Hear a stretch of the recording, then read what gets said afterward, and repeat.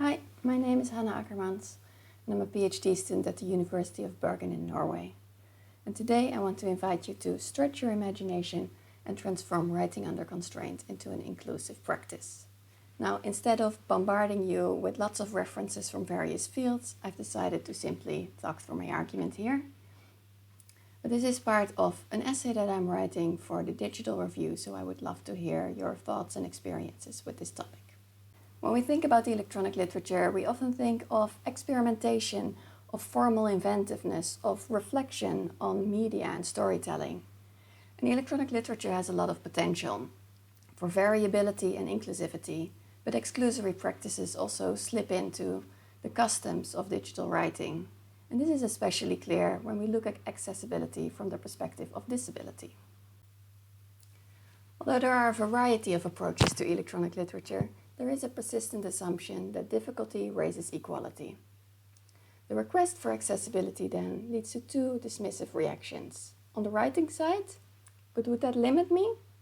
And on the reading side, but it's supposed to be difficult. So let's first look at the reading, because this is often the focus of accessibility. But it's supposed to be difficult. This statement depends on defamiliarization, the idea that literary inaccessibility leads to a new experience of the familiar. The assumption then is that accessibility must be the same as dumbing things down for the reader. However, many media are inaccessible to disabled people, and if there's no access, there's no defamiliarization either, just a very familiar experience of being overlooked. Each formal invention can have a variety of effects on different readers, so be creative and imagine the various ways that people can interact with your work. But that would limit me. The second one from the writer side also assumes that dumbing down is necessary to provide accessibility. But isn't it strange that on the one hand, we resist limitations because they would be bad for our creative freedom, while on the other hand, we have such deep roots in writing under constraint? The philosophy behind writing under constraint is that you tap into creativity that you would not otherwise have found, a newfound interrogation of what media and storytelling are and could be. And this constraint is often random, like not using the letter E. But by looking at this from the lens of accessibility, the constraint can become meaningful because you're interrogating your media by making them more accessible. There are a large variety of disabilities, and what makes a work accessible for some people might make it inaccessible for others. I do not want to call out or judge individual creators here, but rather to analyze the work. So my call here is not that you have to be perfect, but rather to use the lens of accessibility to understand your work on a deeper level. That being said, let's look at a work that I love and consider its accessibility. The Gate is a game essay created by Eugenio Tiselli. The work consists of a forest that resembles a maze made entirely from various plant emojis. The player is a face emoji whose expression changes throughout the game. Using the arrow keys on the keyboard, the player moves their emoji avatar through the landscape and encounters various animal emojis. The speech of the animals are the passwords to leave the area. You need to be quick because the forest is burning up. There are a large variety of disabilities and design elements, but this is a short video, so let's zoom in on just one consideration. The Gate mainly uses the keyboard for navigation and interaction. This is a helpful interaction design for people with motoric problems who often have difficulty with using a mouse. A caveat is that typing the animal sounds cannot be undone. If you make a typo, you have to leave the gatekeeper and then come back to try again.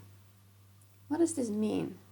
Would adding the option of using the backspace be dumbing down the game because it would be easier to correct mistakes? Rather than think of this in terms of easy and difficult, this issue allows us to think about the different effects that design choices have. And this approach is perfectly in line with electronic literature's focus on self-reflexivity. Is the lesson that you're not allowed to make mistakes, that you have to listen very carefully? Is typing without typos an actual indication of being very attentive? What is gained and lost by having or not having the backspace option? Relevant questions for such an urgent work on climate change, especially considering that the effects of climate change do not affect different groups of people equally. And speculating further on the accessibility of the work, interrogations might be, What would a sound-based version of the work entail?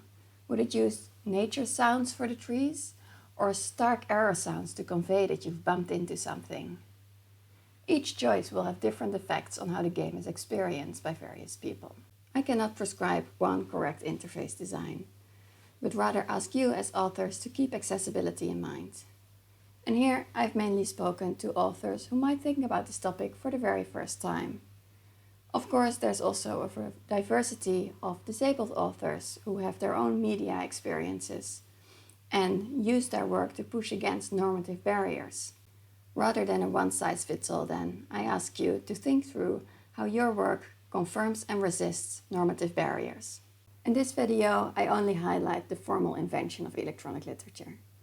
In a broader scope, however, a variety of aspects would need to be taken into account, including the accessibility of exhibition spaces, the ableist history of technology development, and the representation of disability in narratives.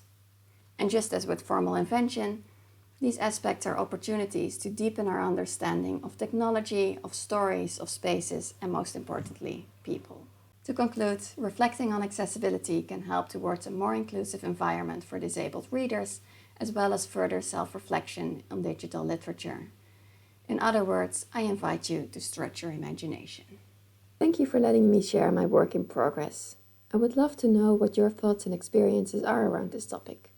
You can send me a message at hanna.akkermans@uib.no or on Twitter @hannaakkermans. I would love to hear from you.